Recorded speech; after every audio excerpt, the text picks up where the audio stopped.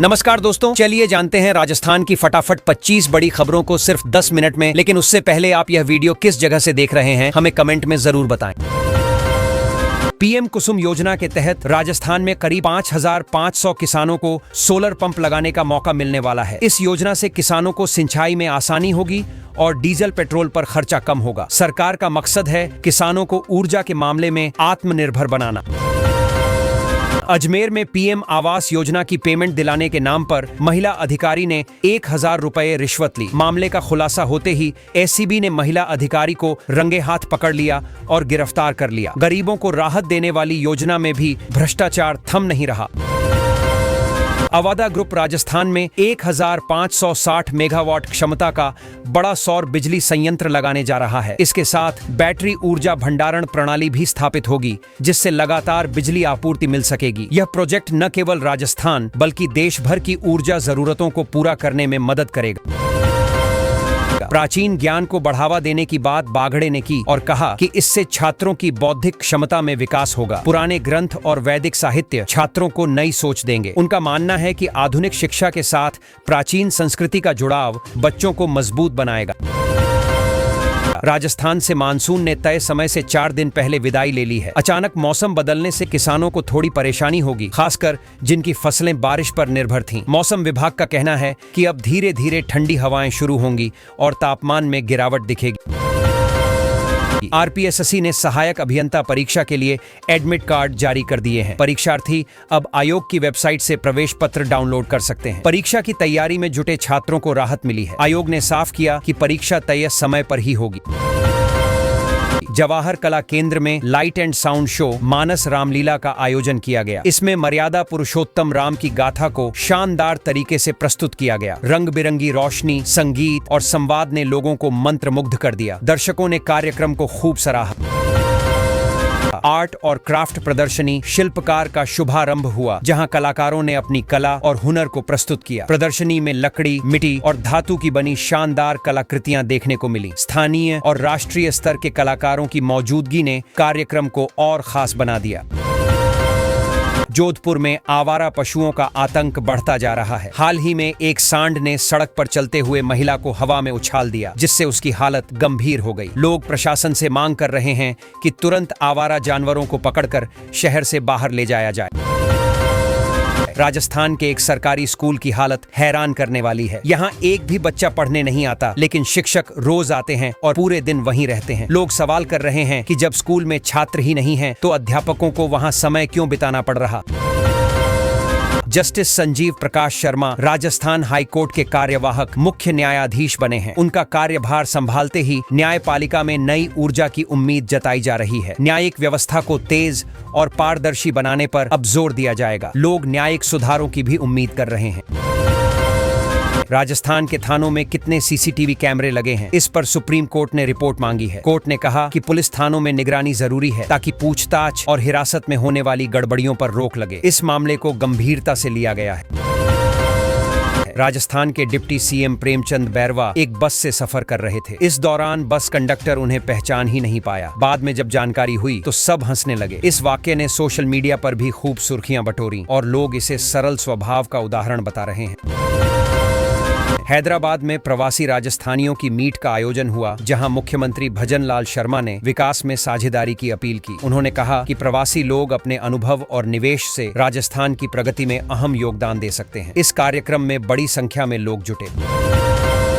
भिवानी में बड़ा हादसा हुआ, जब ट्रेन की चपेट में आने से एक नाबालिग छात्रा की मौत हो गई। हादसे के बाद परिजनों का रो रो कर बुरा हाल है। रेलवे प्रशासन और स्थानीय पुलिस मामले की जांच में जुटी है। लोगों ने ट्रैक पर सुरक्षा इंतजाम बढ़ाने की मांग की है।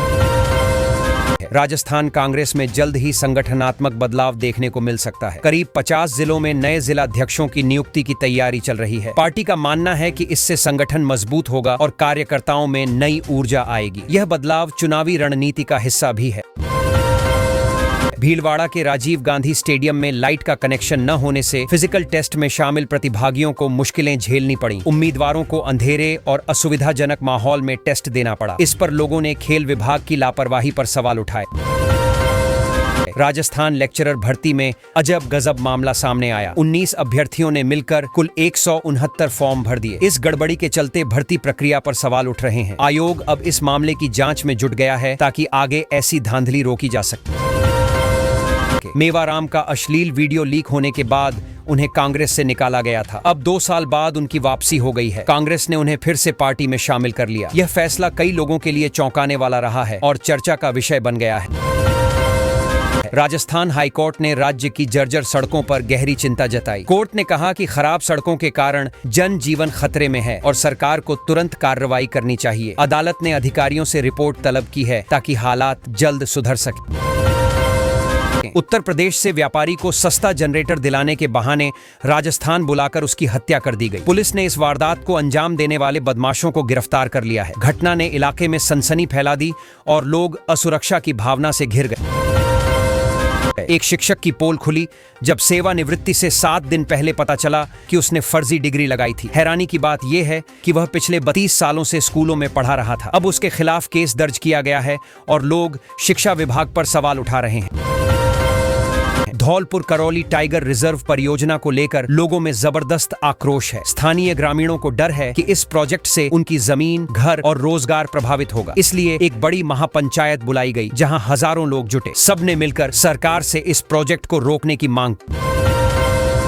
राजस्थान में लेक्चरर भर्ती का हाल बेहद निराशाजनक रहा। इस परीक्षा में केवल 6 उम्मीदवार ही पास हो पाए, जबकि 97% सीटें खाली रह गईं। इसका मतलब है कि सरकार ने इतनी बड़ी भर्ती निकाली लेकिन योग्य अभ्यर्थियों की भारी कमी दिखी। अब शिक्षा विभाग पर सवाल उठ रहे हैं कि आखिर गलती कहां हुई। बीकानेर में प्रशिक्षकों के लिए राज्य स्तरीय कार्यशाला शुरू की गई है। यहाँ पर अलग अलग जिलों से आए ट्रेनर्स को नए तरीके और तकनीक सिखाए जाएंगे जिससे शिक्षा की गुणवत्ता बढ़ सके। इस कार्यक्रम का मकसद है कि प्रशिक्षक आगे बच्चों को बेहतर सिखा सकें और पढ़ाई का स्तर सुधरे। जयपुर में स्त्री शक्ति 25 के तहत सप्त शक्ति आवा की उद्यमी प्रदर्शनी आयोजित की गई। इसमें महिलाओं ने अपने हुनर और उद्यमशीलता को दिखाया। छोटे छोटे बिजनेस से लेकर हस्तशिल्प तक की चीजें प्रदर्शित हुईं। इस प्रदर्शनी ने महिलाओं के आत्मनिर्भरता की झलक दी और सबने इसे खूब सराहा। राजस्थान को कल 2 नई वंदे भारत ट्रेन मिलने वाली हैं। इससे लोगों का सफर तेज और आरामदायक होगा। किराए और शेड्यूल की जानकारी पहले से जारी कर दी गई है। खासकर जयपुर और उदयपुर जैसे शहरों को सीधा फायदा होगा। यह कदम प्रदेश की रेल कनेक्टिविटी को और मजबूत करेगा। पीएम मोदी जल्द ही 4 महीने में दूसरी बार राजस्थान का दौरा करेंगे। इस बार वे बांसवाड़ा को बड़ी सौगात देंगे। माना जा रहा है कि कई प्रोजेक्ट्स का ऐलान होगा जिससे आदिवासी इलाकों को फायदा मिलेगा। मोदी के आने से यहां राजनीतिक माहौल भी एकदम गर्मा गया है। राजस्थान एसआई भर्ती 2021 मामले में सुप्रीम कोर्ट ने बड़ा फैसला सुनाया। हाई कोर्ट के डिवीजन बेंच का जो आदेश था उस पर रोक लगा दी गई। कोर्ट ने कहा कि मामले की गहराई से जांच जरूरी है। इस फैसले से हजारों उम्मीदवारों को उम्मीद जगी है कि उन्हें न्याय मिलेगा। Rajasthan SI paper leak case पर सुप्रीम कोर्ट सख्त हो गया है। चयनित उम्मीदवारों की ट्रेनिंग पर रोक लगा दी गई। कोर्ट ने कहा कि जब तक पूरे मामले की जांच नहीं होती तब तक किसी को ट्रेनिंग की इजाजत नहीं मिलेगी। इस फैसले से अभ्यर्थियों में खलबली मच गई। राजस्थान में एक दिल दहला देने वाली घटना सामने आई। 15 दिन के मासूम के मुंह में किसी ने पत्थर डाल दिया और होंठ फेविक्विक से चिपका दिए। हालत गंभीर थी लेकिन डॉक्टरों ने उसे बचा लिया। लोग यह सुनकर कांप उठे कि कोई इतना निर्दयी कैसे हो सकता है। मदन दिलावर ने बड़ा आरोप लगाया है कि कांग्रेस के समय में राजस्थान में शिक्षकों के तबादले पैसे लेकर होते थे। उन्होंने कहा कि शिक्षा व्यवस्था की हालत इसलिए खराब हुई क्योंकि योग्यता की बजाय पैसा चलता था। उनके इस बयान से कांग्रेस और भाजपा में नया विवाद शुरू हो गया है। सीबीडीटी की कर ऑडिट रिपोर्ट जमा करने की समय सीमा बढ़ा दी गई है। अब लोग 31 अक्टूबर तक इसे जमा कर पाएंगे। हाई कोर्ट ने राहत देते हुए यह आदेश दिया। इससे टैक्स सलाहकारों और कंपनियों को समय मिल जाएगा, वरना पहले बहुत दबाव था और समय की कमी से परेशानी हो रही थी। राजस्थान में शिक्षा मंत्री के सामने ही छात्रों ने मिड डे मील की पोल खोल दी। बच्चों ने बताया कि खाना ठीक से नहीं मिलता और अध्यापक चुप रहने का इशारा करते हैं। मंत्री यह सब सुनकर चौंक गए। अब इस मामले की जांच की बात हो रही है। पशु मेले से लौट रहे युवक की पिटाई में मौत हो गई। घटना में 5 लोगों को गिरफ्तार किया गया है। पूर्व मुख्यमंत्री गहलोत ने इस घटना को मॉब लिंचिंग करार दिया और सरकार पर गंभीर आरोप लगाए। इस मामले को लेकर पूरे इलाके में गुस्सा है और माहौल तनावपूर्ण है। है। पीएम मोदी, अमित शाह और रविशंकर प्रसाद के खिलाफ दायर याचिका कोर्ट ने खारिज कर दी। इतना ही नहीं, कोर्ट ने याचिकाकर्ता पर ही जुर्माना ठोक दिया। कहा गया कि यह याचिका सिर्फ पब्लिसिटी के लिए डाली गई थी। इस फैसले के बाद मामला पूरी तरह से खत्म हो गया।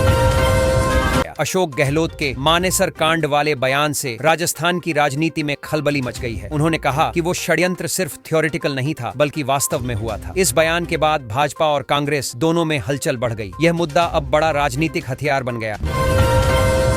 राजस्थान कांग्रेस में जल्द ही बड़े बदलाव देखने को मिल सकते हैं। खासकर गोविंद सिंह डोटासरा को लेकर चर्चाएं तेज हो गई हैं। कहा जा रहा है कि संगठन में फेरबदल तय है। इससे प्रदेश की कांग्रेस राजनीति में नए समीकरण बन सकते हैं और कार्यकर्ताओं में बेचैनी। राजस्थान में राज्य कर्मचारियों ने बजट घोषणाओं की क्रियान्विति न होने पर विरोध प्रदर्शन किया। कर्मचारियों का कहना है कि सरकार ने जो वादे किए थे उन्हें पूरा नहीं किया जा रहा। गुस्साए कर्मचारियों ने सरकार के खिलाफ नारेबाजी की और अपनी मांगें रखी। माहौल काफी गर्मा गया। राजस्थान का एक डेनी नाम का अपराधी असली विलेन निकला। इसने व्यापारी से करोड़ों रुपए लूट लिए और इसका नेटवर्क सिंगापुर तक फैला हुआ है। पुलिस की जांच में कई चौंकाने वाले खुलासे हुए हैं। लोग हैरान हैं कि एक स्थानीय अपराधी का हाथ अंतरराष्ट्रीय नेटवर्क से कैसे जुड़ गया। मुख्यमंत्री भजन लाल शर्मा ने कहा कि प्रवासी राजस्थानियों ने राज्य के विकास में अहम योगदान दिया है। विदेशों और अन्य राज्यों में बसे लोग लगातार निवेश और मदद भेज रहे हैं। सरकार ने भी उनके लिए कई सुविधाएं देने की बात कही। इससे राजस्थान की तरक्की तेजी से हो रही है। जयपुर में अखिल राजस्थान राज्य कर्मचारी संयुक्त महासंघ ने लंबित मांगों और बजट घोषणाओं को लेकर बड़ा प्रदर्शन किया। इस दौरान काफी हंगामा हुआ और माहौल गरमाया। कर्मचारियों का कहना है कि सरकार सिर्फ वादे करती है, पूरा नहीं करती। वीडियो में भी विरोध का दृश्य सामने आया। दौसा जिले के सरकारी स्कूल में अचानक एक कमरा गिर गया। बच्चों की किस्मत अच्छी रही कि बड़ा हादसा टल गया। इस घटना का वीडियो सामने आया जिसने शिक्षा विभाग की लापरवाही उजागर कर दी। अब लोग सवाल पूछ रहे हैं कि आखिर स्कूलों की बिल्डिंग की जांच क्यों नहीं होती। चूरू जिले की जीण माता की लोक गाथा और चमत्कारी इतिहास ने सबको आकर्षित किया। यह मंदिर श्रद्धालुओं के लिए आस्था का बड़ा केंद्र है। लोग मानते हैं कि यहाँ मांगी गई मुरादें पूरी होती हैं। इस पावन शक्ति स्थल की कहानियां पीढ़ी दर पीढ़ी सुनाई जाती हैं और विश्वास को मजबूत करती हैं। राजस्थान में 3 प्रशिक्षु उप निरीक्षकों को गिरफ्तार किया गया है। एसआई भर्ती पेपर लीक मामले में यह बड़ी कार्रवाई हुई। पुलिस ने अब तक कई आरोपियों को दबोच लिया है। यह केस राज्य की सबसे चर्चित भर्तियों में से एक बन चुका है। जांच लगातार जारी है।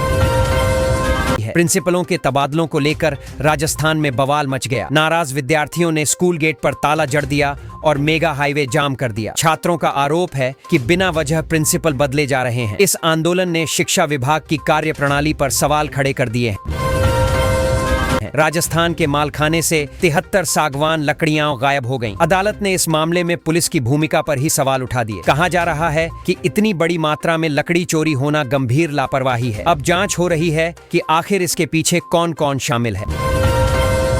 मुख्यमंत्री भजन लाल शर्मा ने नवरात्र स्थापना पर पूजा अर्चना की। उन्होंने देवी मां से प्रदेश की सुख शांति और समृद्धि की कामना की। मुख्यमंत्री का कहना था कि यह पर्व सकारात्मक ऊर्जा का प्रतीक है और लोगों को नई प्रेरणा देता है। नवरात्र के मौके पर प्रदेश भर में धार्मिक माहौल देखने को मिला।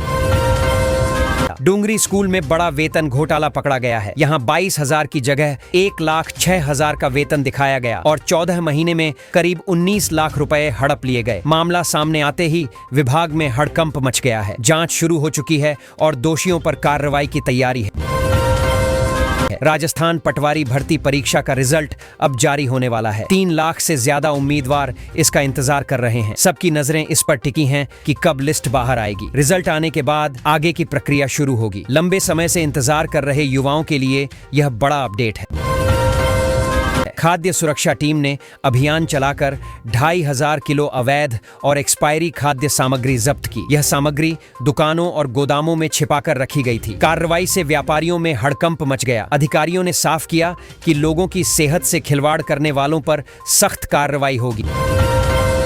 मुहाना मंडी में फूड सेफ्टी टीम ने छापा मारकर 372 लीटर अवैध खाद्य तेल जब्त किया। ये तेल गुणवत्ता मानकों पर खरा नहीं उतर रहा था। अधिकारियों ने तुरंत इसे सीज कर दिया। साथ ही जिम्मेदारों को नोटिस जारी किया गया। यह कार्रवाई मिलावटखोरी रोकने की दिशा में अहम कदम माना जा रहा है। है। राजस्थान में नकली नोट छापने वाला गिरोह पकड़ा गया है। खास बात यह है कि बदमाशों ने पुलिस को बताया कि उन्होंने नोट बनाने की तकनीक ChatGPT से सीखी। पुलिस ने उनके पास से नोट और उपकरण जब्त किए। इस खुलासे ने सबको चौंका दिया है। जांच आगे बढ़ रही है। पीएम कुसुम योजना के तहत राजस्थान में करीब 5,500 किसानों को सोलर पंप लगाने का मौका मिलने वाला है। इस योजना से किसानों को सिंचाई में आसानी होगी और डीजल पेट्रोल पर खर्चा कम होगा। सरकार का मकसद है किसानों को ऊर्जा के मामले में आत्मनिर्भर बनाना।